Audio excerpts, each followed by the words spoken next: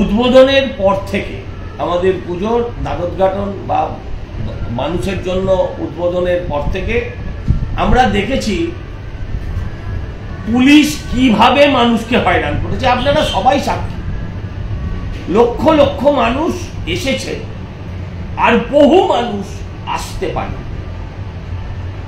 সন্তোষ মিত্র স্কোয়ারের পক্ষ থেকে আমি হাত জোর করে আপনাদের কাছে আহ্বান জানাবো,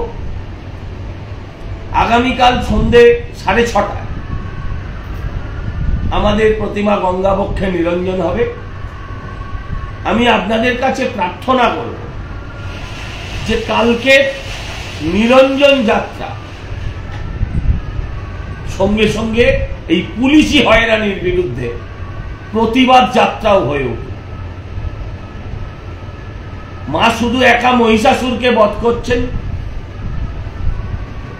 কিন্তু মহিষাসুর ছাড়াও আরো বহু অসুর সমাজে ঘুরে বেড়াচ্ছে। তাই সমাজের সমস্ত দলমত নির্বিশেষে আগামী পরশু মুখ্যমন্ত্রী নিশ্চয়ই কার্নিভাল করবেন, কিন্তু আগামী কাল হোক একটা বিরাট জনগণের নিরঞ্জন যাত্রা, শুধু প্রতিমার নয়, সঙ্গে বাংলার অসুরদের নিরঞ্জন হোক, বাংলার অসুর বিসর্জিত হোক, এই প্রার্থনা নিয়ে আমরা একটা বড় মিছিল, আমরা একটা বড় যাত্রা করতে চাই আপনাদের সঙ্গে নিয়ে।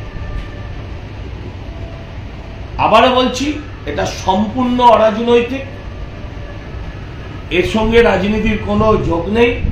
আমি সমস্ত রাজনৈতিক দলের কর্মীদের কাছে, সাধারণ মানুষের কাছে, সমস্ত সমাজসেবী সংগঠনগুলোর কাছে, সমাজের সর্বস্তরের গণসংগঠনের কাছে আমি আবেদন করব যে আপনারা সকলে সামিল হন। আপনারা দেখেছেন কিভাবে শুধু সন্তোষ মিত্র স্কোয়ারে লোককে হয়রান করেনি, শিয়ালদা থেকে যে লোকটা নেমেছে তাকে হাওড়ার দিকে পাঠিয়ে দিচ্ছে, শিয়ালদা হাওড়া ঘুরিয়ে আবার শিয়ালদায় নিয়েছে, তবে তারা দুর্গাপুজোর প্যান্ডেলে ঘুরতে পেরেছে। এর ফলে মানুষটা আরো 5টা পুজো দেখতে পারে, তাদের পক্ষে দেখা সম্ভব হয়নি, অন্যান্য প্যান্ডেল বন্ধ করতে হয়েছে। এটা শুধু সনাতনীদের ক্ষেত্রেই সম্ভব হয়েছে, এটা শুধু আমরা যারা হিন্দুত্বে বিশ্বাস করি আমাদের উপরই সম্ভব হয়েছে। তাই আমি অনুরোধ করব মায়েদের কাছে, বোনেদের কাছে,